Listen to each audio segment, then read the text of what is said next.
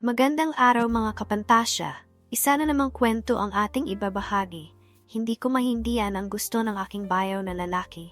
Aminin ko mas napapaligaya niya ako kaysa sa asawa ko. Malaki kasi ang kaniya kumpara sa asawa ko, kaya naman may pakiramdam akong buhay na buhay ang aking pagkababae sa piling ni Bayab. Ako si Clarissa, hindi ko tunay na pangalan, Tubong Iloilo. 8 years na kami ng asawa ko si Jeremy. Kasal kami at may 2 ng anak. Masaya ang pagsasama namin, kontento na ako sa asawa ko kahit may kaliitan ang kanya. Magaling naman siya sa performance pagdating sa kama, hindi niya ako binibitin. Hanggang sa dumating ang nakababata niyang kapatid na lalaki si Virgil.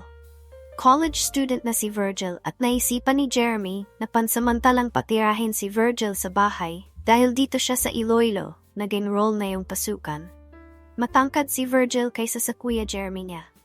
Gwapo din ito, may magandang katawan. Late na ang edad niya para sa second year college, na-stop kasi ito ng 2 years. 25 years old na si Virgil, si Jeremy naman 33 years old. Ako naman ay 27 years old. Maganda ang pakikitungo ni Virgil sa akin dahil asawa ako ng kuya niya at nakikitira din naman siya. Isang araw may bigla ang business outing si Jeremy sa Palawan at higit kalahating buwan siya doon. Ang may iwan ay ako ang 2 kong anak na isang 6-year-old na lalaki at isang 2-year-old na babae at ang bayaw kong si Virgil. Virgil, saan ka pupunta? Gabi na.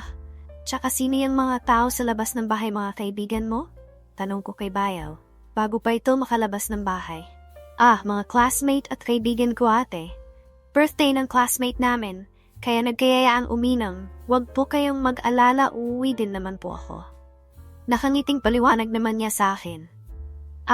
Ganun ba? O sige, may pera ka pa ba diyan? Bibigyan kita. Alok ko dito. Meron naman ate. Maikling sagot nito. O sige, basta wag ka papakalasing ha. Tsaka mag-update ka sa akin. Alam mo naman sa aking kabinili ng kuya Jeremy mo. Sabi ko pa dito. Tumango naman ito at nagpaalam ng alis. Pag-aalis niya ay naisip kong hintayin siya umuwi. Maag na tulog ang mga bata. That time, hirap din naman akong matulog after namin mag-usap ni Jeremy at magkamustahan. Nagpunta ako sa sala na nanood ng movie habang umiinom ng beer. Nakahiligan ko kasing uminom para makatulog. Mga bandang 11 PM nang narinig ko na ang mga motor na huminto sa tapat ng bahay. Ang bayaw kong si Virgil. Hinatid ito ng mga kaibigan niya. Lasing na lasing ito nang pumasok sa bahay. Inalalayan ko hanggang sa kaniyang kwarto. Ano ka ba naman na Virgil? Lasing na lasing ka? Sabi ko naman sa'yo, huwag papakalasing diba? Ikaw talaga. Buting na pinagtakpan kita sa kuya Jeremy, muna maaga kang natulog. O dahan-dahan, pagrereklamo ko dito. Salamat ate ha. Buti na lang may magandang asawa ang kuya ko. Hindi lang maganda, sexy at maasikaso pa. Sana ate kapag mag-aasawa na ako yung katulad mong maganda at mabait. Wika nitong nakangiti pa at inaakbayan na rin ako. Inihiga ko siya sa kama niya.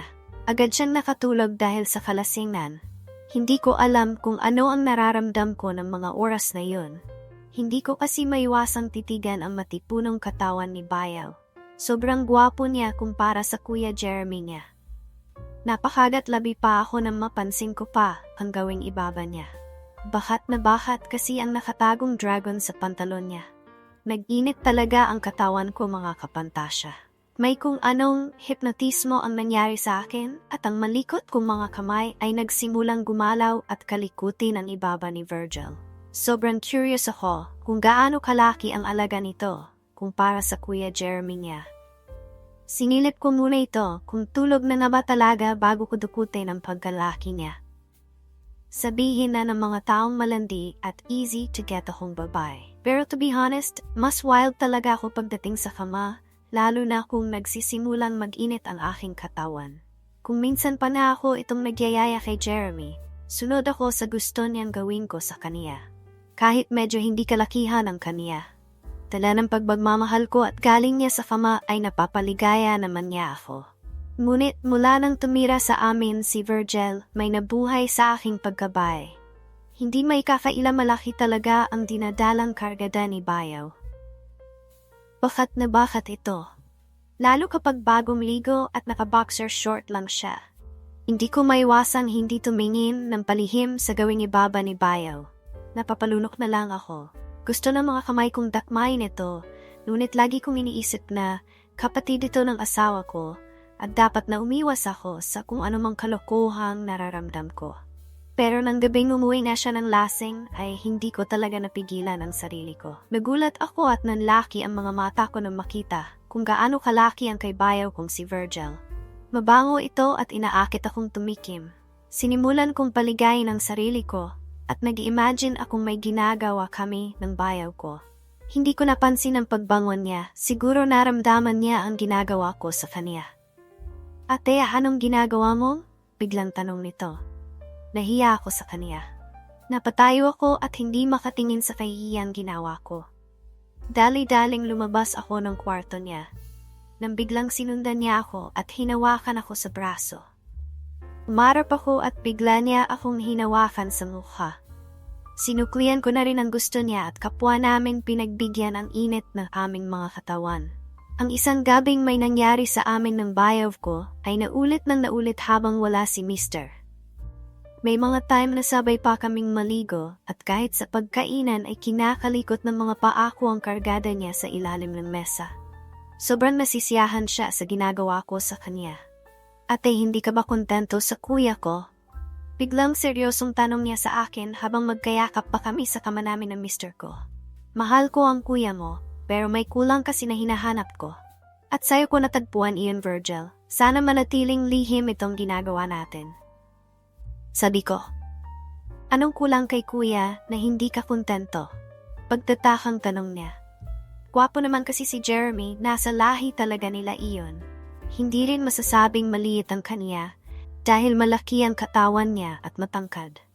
May mga tao pala talagang ganun. Ano kasi huwag mong sasabihin sa kuya mo ha? Maliit kasi ang kaniya pero magaling siya sa kama. Yun nga lang bilang babae may part sa amin na hindi kami kontento. Paliwanag ko. Naunawaan naman daw ni Virgil ang sitwasyon namin. Muli siyang nagyaya na umisap pa sa akin. Ang hindi ko inaasahan na ito na ang huling kalokohan namin. Siguro na konsensya siya sa kuya niya at naawa dito. Pagka-uwi ni Jeremy galing sa trabaho nito. Dahil halos mag-iisang buwan din nang malayo siya sa piling namin. Na-miss niya ang pagsasama namin sa kama. Ang nasa isip ko lang ng mga oras na may nangyayari sa amin ay si Virgil ang Bayaw ko. Pinipilit kong ituon ang atensyon ko sa asawa ko, ngunit nakikita ko lang sa mukha nito ay si Virgil. Kaya naman hinayaan ko na lang na isipin na si Virgil pa rin ang kasama ko ng mga oras na yun. Kinaganahan akong makipagsabayan sa asawa ko. Kinabukasan na una akong gumising sa asawa ko para mag-asikaso ng agahan.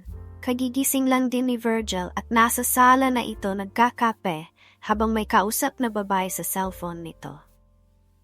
Narinig kong nabanggit niya ang pangalan ng babaeng kausap nito. Ito ang dalagang kapitbahay namin. Kalaunan ipinakilala sa amin ni Virgil ang girlfriend nito na kapitbahay naming dalaga.